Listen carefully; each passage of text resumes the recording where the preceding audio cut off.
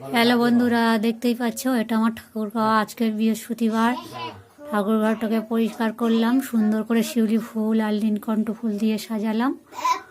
দেখো, এটা আমার ছোট ঠাকুরঘর।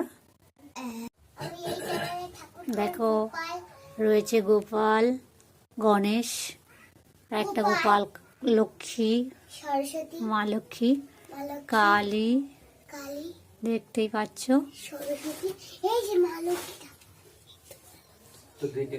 মা লক্ষ্মী, এই যে ভালোই রেসিপিটা হয়েছে।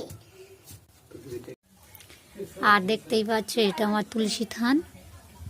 তুলসী থান এটাই, আর এপারে আর কিছু নেই। এই তুলসী গাছটা দেখো কত বড় হয়েছে।